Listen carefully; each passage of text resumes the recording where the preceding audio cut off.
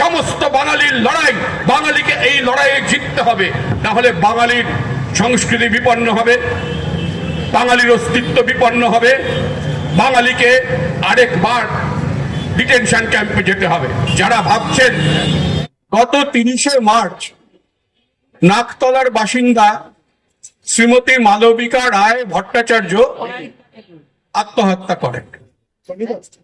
মালবিকা দেবী এইবার ভোটে AER দায়িত্বে নিযুক্ত ছিলেন।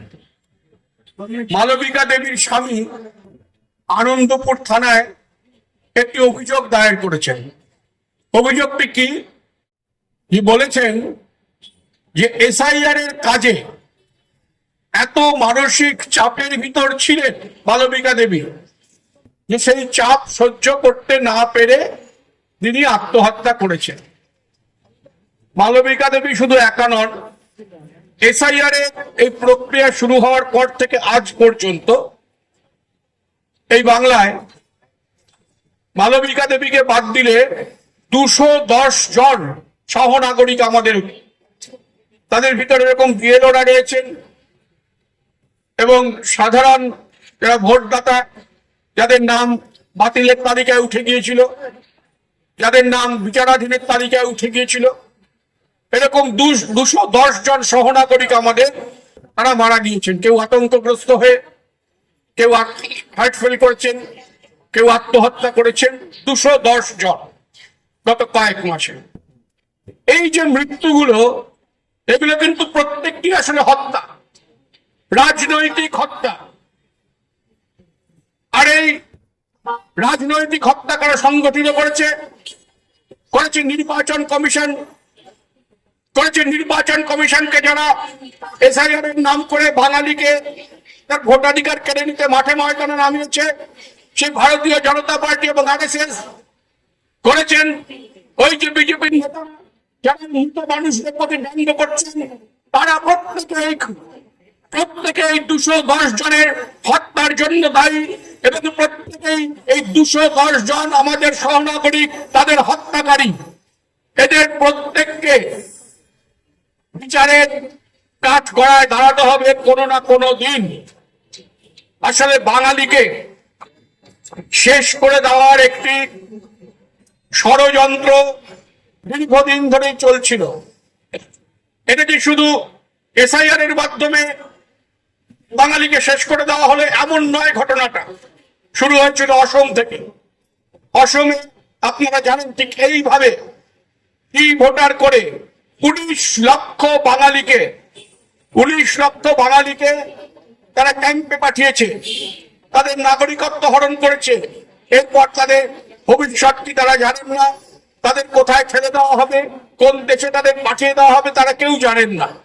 তাদের ডিটেনশন ক্যাম্পে পাঠিয়ে দেওয়া হয়েছে 19 লক্ষ বাঙালিকে। এমন অবস্থা, সেখানে বাবা ডিটেনশন ক্যাম্পে, মা তার শিশুপুত্রকে নিয়ে অসহায় হয়ে বাইরে, স্ত্রী ডিটেনশন ক্যাম্পে, স্বামী বাইরে। অদ্ভুত একটা বাঙালিকে শেষ করে দাও, এই পরিকল্পনাটা ভারতীয় জনতা পার্টি এবং RSS দীর্ঘদিন নিয়ে চলেছে। কারণ ভারতীয় জনতা পার্টি এবং RSS জানে বাঙালি তাদের এই যে ধর্মীয় ফ্যাসিবাদ, এই যে হিন্দুস্তান যে তত্ত্ব, এর সামনে বাঙালি কখনো আত্মসমর্পণ করবে না। কারণ বাঙালি ব্রিটিশের বিরুদ্ধে লড়েছে, বাংলার সাম্প্রদায়িক সম্প্রীতির একটা উজ্জ্বল উদাহরণ আছে। ফলে বাঙালিকে শেষ করতে হবে। আপনাদের মনে আছে গত 1-1.5 বছর ধরে বিভিন্ন বিজেপি শাসিত রাজ্যে বাঙালি যে পরিযায়ী শ্রমিক ভাইরা আমাদের যারা ওখানে কাজ করতে গিয়েছিলেন, তাদের কাউকে পিটিয়ে হত্যা করা হয়েছে, কারোর ওপর এমন নির্যাতন করা হয়েছে যে তারা পালিয়ে এসেছেন। বাংলায় কথা বলার অপরাধে তাদের ওপর নির্যাতন করা হয়েছে। গত 1-1.5 বছরের ভিতর ভারতীয় জনতা পার্টির নেতারা বলেছেন বাংলা নাকি বাংলাদেশি ভাষা। ভারতীয় জনতা পার্টির একজন নেতা, যিনি একসময় গত নির্বাচনে যিনি এই রাজ্যে বিজেপির দায়িত্বপ্রাপ্ত হয়ে এসেছিলেন, এখন মধ্যপ্রদেশে রয়েছেন, তিনি বলেছিলেন চিড়ে দই যারা খায় তারা নাকি বাংলাদেশি। এই হচ্ছে বাঙালি সম্পর্কে তাদের ধারণা। গত 1-1.5 বছরে 100-র বেশি, প্রায় 150 পরিযায়ী বাঙালি শ্রমিককে পিটিয়ে হত্যা করা হয়েছে এবং নির্যাতন করা হয়েছে বিজেপি শাসিত রাজ্যগুলিতে। শুরু কিন্তু সেখান থেকে হয়েছে। তারপর এই এসআইআর, আমার মনে আছে গত কয়েক মাস আগে যখন এসআইআর, গত বছর যখন বিহারে এসআইআর শুরু হয়েছিল, তখন যোগেন্দ্র যাদব কলকাতায় এসেছিলেন, আমাদের একটি অনুষ্ঠানে তিনি এসেছিলেন এবং তিনি তখন আমাদের সতর্ক করেন, বলেন যদিও বিহারে এসআইআর হয়েছে এবং বিহারেও বহু মানুষের, বিশেষত প্রান্তিক গরিব মানুষের নাম বাদ দেওয়া হচ্ছে, কিন্তু মূল লক্ষ্যবস্তু এদের পশ্চিমবঙ্গ, এবং পশ্চিমবঙ্গের ক্ষেত্রে এরা খুলনা নানা রকম অন্যায় করবে এই নির্বাচন কমিশনকে সামনে রেখে। নির্বাচন কমিশনকে যে এরা আসলে নিজেদের দলীয় স্বার্থে ব্যবহার করতে চায়, বিজেপি যে নির্বাচন কমিশনকে তার একটি শাখা সংগঠনে পরিণত করতে চায়, এটা তখনই বোঝা গিয়েছিল যখন অবৈধ উপায়ে জ্ঞানেশ কুমারকে নির্বাচন কমিশনের চেয়ারে বসিয়েছিল। আগে নিয়মটা ছিল নির্বাচন কমিশনার কে হবে সেটা ঠিক করবেন প্রধানমন্ত্রী, বিরোধী দলনেতা এবং সুপ্রিম কোর্টের প্রধান বিচারপতি। নরেন্দ্র মোদী সেই নিয়মটা পাল্টে দিলেন, ঠিক করলেন কারা ঠিক করবেন, প্রধানমন্ত্রী, বিরোধী দলনেতা এবং প্রধানমন্ত্রী মনোনীত একজন মন্ত্রী, কেন্দ্রীয় মন্ত্রী। অর্থাৎ নরেন্দ্র মোদী এবং কেন্দ্রীয় মন্ত্রী যাকে ঠিক করবেন তিনি মুখ্য নির্বাচন কমিশনার হবেন। অতএব অমিত শাহের দপ্তরে একসময় সেক্রেটারি ছিলেন দাস জ্ঞানেশ কুমারকে তুলে আনা হলো এবং তিনি এসআইআর শুরু করলেন। ভোটার তালিকা সংশোধনের, নিবিড় সংশোধনের কাজ যে জ্ঞানেশ কুমার প্রথম করলেন, ভারতের সংসদীয় রাজনীতিতে এমন নয়, এর আগেও ভোটার তালিকা নিবিড় সংশোধনের কাজ হয়েছে, সেটা একটা দীর্ঘ প্রক্রিয়া, 1 বছর 1.5 বছর ধরে সে কাজ হয়েছে। জ্ঞানেশ কুমারের থেকে অনেক বড় মাপের নির্বাচন কমিশনার সে কাজ করে গেছে। জ্ঞানেশ কুমার ঠিক করলেন ভোটমুখী রাজ্যগুলিতে 3 মাসের ভেতর 7 কোটি ভোটারের ভাগ্য নির্বাচন করতে হবে। কেন তাড়াহুড়ো কিসের? না, কি করলেন আসলে তো ভোটার তালিকার নিবিড় সংশোধন নয়, উনি চেয়েছিলেন এমন একটি ভোটার তালিকা বানাতে সেই ভোটার তালিকা বিজেপি এবং আরএসএস কে সাহায্য করবে।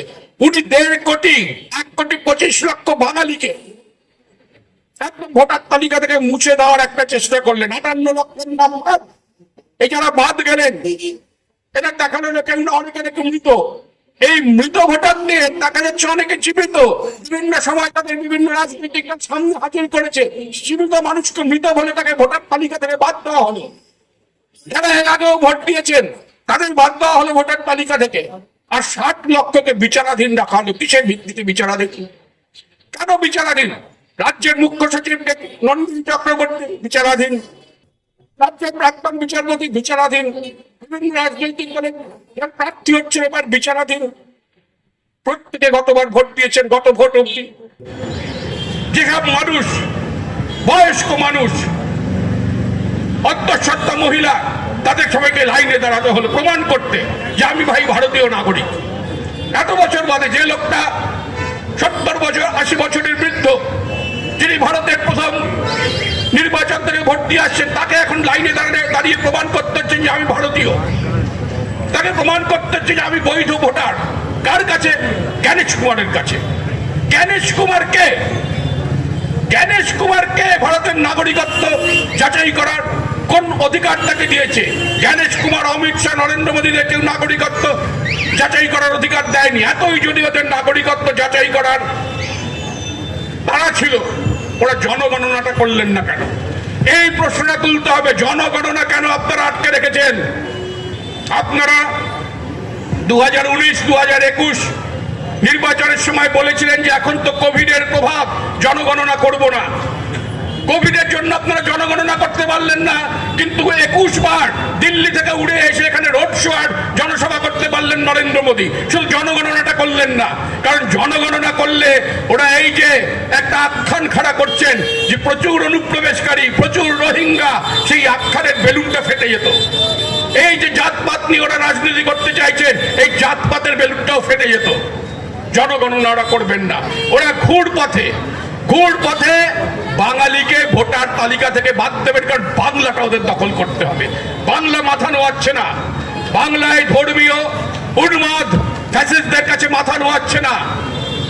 বাংলা বারবার বিদ্রোহ করছে, বাংলাকে যে করে হোক দমন করতে হবে, ঠিক সেই কায়দায় যেটা ব্রিটিশরা করেছিল। বাঙালি উল্লাসকর দত্ত আন্দামানের কারাগারে অত্যাচারে উন্মাদ হয়ে গিয়েছিলেন, মুচলেখা লিখে দেননি।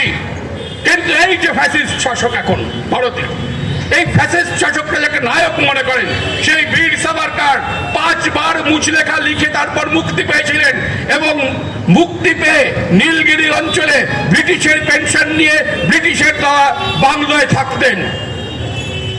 ব্রিটিশের পা চাটা এই শাসকরা ব্রিটিশ যেমন করেছিল, বাঙালিকে দমিয়ে রাখতে চেয়েছিল, ব্রিটিশের পা চাটা এই শাসকরা আজকে বাঙালিকে দমিয়ে রাখতে চায়। আজকে বাঙালিকে দমিয়ে রাখতে চায়। 210 জন সহনাগরিক আমাদের, তারাই এসআইআর এর আতঙ্কে মারা গিয়েছেন। তাদের বাধ্য করা হয়েছে মৃত্যু মুখে ঠেলে দিতে। যখন ভোটের বোতাম টিপবেন, ওই 210 জন মানুষের কথা মনে রাখবেন। তাদের ওপর তারা জ্ঞানেশ কুমার, অমিত শাহ, নরেন্দ্র মোদীর অত্যাচারে তারা মারা গিয়েছেন, তাদের খুন করা হয়েছে। ওগুলো রাজনৈতিক হত্যা। ওই 200 জন মানুষের কথা মনে রাখবেন, মনে রেখে ভোট দেবেন। যদি তাদের কথা মনে না রাখেন, তাহলে বাঙালি হিসেবে আপনার জন্মই লজ্জার। এই বাঙালির ওপরে অত্যাচারের কথা মনে রাখবেন। এই অত্যাচারের জবাব এবার ভোটে দিতে হবে। এবার ভোটটা কোনো রাজনৈতিক লড়াই, শুধু একটি রাজনৈতিক দলের লড়াই এমন ভাববেন না। তৃণমূল, সিপিএম, কংগ্রেস এদের লড়াই নয় শুধু, এটা হচ্ছে বিজেপি এবং তার পোষ্য নির্বাচন কমিশনের বিরুদ্ধে বাঙালি জাতি হিসেবে, হিন্দু বাঙালি, মুসলমান বাঙালি, খ্রিস্টান বাঙালি, ধর্ম নির্বিশেষে সমস্ত বাঙালির লড়াই। বাঙালিকে এই লড়াইয়ে জিততে হবে, তাহলে বাঙালির সংস্কৃতি বিপন্ন হবে, বাঙালির অস্তিত্ব বিপন্ন হবে, বাঙালিকে আরেকবার ডিটেনশন ক্যাম্পে যেতে হবে। যারা ভাবছেন যে এখানে কতগুলো লোক কি চেঁচামেচি করছে, আমি শুনবো না, আমি চলে যাই, আমার নামটা তো আছে ভোটার তালিকায়, আমার কি অসুবিধা, তিনি ভুলে যাচ্ছেন যদি ওই উন্মাদ ফ্যাসিস্টরা, ওই নাগপুরের প্রশিক্ষণপ্রাপ্ত উন্মাদ ধর্মীয় উন্মাদরা যদি এই বাংলা দখল করে, তাহলে আমার, আপনার, আমাদের কারুর কিন্তু অস্তিত্ব থাকবে না। বাঙালি জাতি হিসেবে আমাদের অস্তিত্ব বিপন্ন হয়ে যাবে। কাজেই যার নাম ভোটার তালিকায় আছে তিনি যেমন থাকবেন, তেমনি যিনি বিচারাধীন আছে তিনিও থাকবেন। এই লড়াইয়ে প্রত্যেককে আমাদের চাই। নানা রকম ভাবে চুরি করছে। আজকে সুপ্রিম কোর্ট একটা সুন্দর রায় দিয়েছে।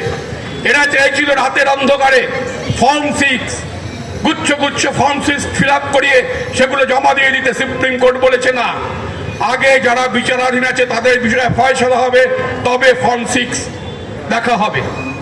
একটা ধাক্কা খেয়েছে আজ সুপ্রিম কোর্টে। আর কি নির্লজ্জ! 7 লক্ষ মানুষকে বিচারাধীন রেখে 1 লহমায় বাদ দিয়ে দিতে চেয়েছিল এবার ভোট থেকে। আমাদের মুখ্যমন্ত্রী সুপ্রিম কোর্টে যাওয়ার ফলে সেটা আটকেছে। 60 লক্ষকে বাদ দিতে পারবে না, তার ভিতরে অন্তত 60% মানুষ ভোট দেবেন, সেটা একটা নিশ্চিন্তের কথা। তাতেও থামেনি। তারপর চুরি। নির্বাচন কমিশনের দপ্তরে বসে কলকাতায় চুরি হচ্ছে, গুচ্ছ গুচ্ছ এসআইআর ফর্ম 6 বিজেপির কর্মীরা জমা দিয়ে আসছেন, সেগুলো আড়ালে রাতের অন্ধকারে ঢোকানোর চেষ্টা করেছিল, ধরা পড়ে গিয়েছে। চুরি করতে গিয়ে ধরা পড়ে চোরের মায়ের বড় গলা। নির্বাচন কমিশন লিখছে যে কিছু হুলিগান রাত্রিবেলা গন্ডগোল করেছে নির্বাচন কমিশন অফিসের সামনে এসে। একটি রাজনৈতিক দলের কর্মীদের তুমি হুলিগান বলো কোন সাহসে? তোমার চুরি ধরা পড়ে গিয়েছে, তোমার তো লজ্জায় মাথা নিচু করে থাকা উচিত যে তুমি নির্বাচন কমিশন, তুমি বিজেপির হয়ে ভোট চুরি করতে নেমেছো, তুমি বিজেপির হয়ে মানুষের ভোটের অধিকার চুরি করতে নেমেছো। লজ্জায় মাথা নিচু করে থাকা উচিত তার। বড় গলা করে কথা বলছে, বড় গলা করে কথা বলছে তারা। রাজ্যের যখন প্রশ্ন করা হলো অমিত শাহকে, বললেন যে কত অনুপ্রবেশ আছে আমি জানি না, ওটা নির্বাচন কমিশন জানে। নির্বাচন কমিশন বলছে এটা আমরা জানি না, স্বরাষ্ট্র মন্ত্রক জানে। জানে কে? আসলে কত অনুপ্রবেশকারী, পুরো গল্পটাই তো একটা ফোলানো বেলুন। ওদের কাছে তো কোনো তথ্যই নেই। কত মানুষ, 60 লক্ষ মানুষের ভেতর কত জনের নাম ভোটার তালিকায় উঠলো, কতজন বাদ গেল জানাচ্ছে না নির্বাচন কমিশন। কেন জানাচ্ছে না? কেন এত লুকোচুরি? কেন রাতের অন্ধকারে ভোটার তালিকা বের করা? কেন ওই ভোটার তালিকাটা রাজনৈতিক স্বীকৃত রাজনৈতিক দলগুলোকে দেওয়া হবে না, প্রত্যেকটার উত্তর জ্ঞানেশ কুমারকে দিতে হবে। বাঙালি ব্রিটিশ তাড়িয়েছে, বাঙালি ওই দুর্দম নৃশংস ব্রিটিশ শাসকদের বিরুদ্ধে লড়াই করেছিল, ভয় পেয়ে পিছিয়ে আসেনি। তাদের তুলনায় এই ব্রিটিশের বুট চাটা নরেন্দ্র মোদী, অমিত শাহ, জ্ঞানেশ কুমাররা শিশু, তাদের লড়ে নিতে বাঙালির বেশি সময় লাগবে না। কিন্তু এই লড়াই এখানে শেষ নয়, মনে রাখবেন এই লড়াইয়ে পর্যুদস্ত হবে এই নির্বাচন কমিশন এবং তাদের মনে বিজেপি RSS, কিন্তু ওরা থামবে না। ফলে লড়াইটা সুদূর প্রসারী। কারণ শুধু বাঙালি তো নয়, ভারতের গণতন্ত্র, ভারতের সংবিধান সবকিছুকে এরা বিপর্যস্ত করে চলেছে। এদের যদি থামানো না যায়, ভারতে এক ভয়াবহ ফ্যাসিবাদ কায়েম হবে, ঠিক যেমন 30-এর দশকে জার্মানিতে হয়েছিল। কাজেই এদের দিল্লি থেকে বিদায় করতে হবে। ফলে এই লড়াইটা সেই 29 সাল অব্দি চালিয়ে নিয়ে যেতে হবে, যাতে দিল্লি থেকে এদের বিদায় করা যায়, না হলে ভারত এক ভয়াবহ ফ্যাসিবাদের কবলে পড়বে। আর জ্ঞানেশ কুমার ভোট মিটে যাবে, জ্ঞানেশ কুমারের জমানাও ঘুচে যাবে, কিন্তু জ্ঞানেশ কুমারকে ইতিহাস ক্ষমা করবে না। ইতিহাসে জ্ঞানেশ কুমার চিহ্নিত হয়ে থাকবেন একজন কলঙ্কিত নির্বাচন কমিশনার হিসেবে, যে নির্বাচন কমিশনার নির্বাচনকে প্রহসনে পরিণত করেছিলেন, যে নির্বাচন কমিশনার মানুষের ভোটাধিকার চুরি করার চেষ্টা করেছিলেন, যে নির্বাচন কমিশনার আসলে নির্বাচন কমিশনার নন, আসলে একটি রাজনৈতিক দলের পোষ্য কেডার, তার বেশি কিছু নয়। সেই নির্বাচন কমিশনার হিসেবে জ্ঞানেশ কুমারকে ইতিহাস মনে রাখবে। আপনাদের সকলকে আমার ধন্যবাদ।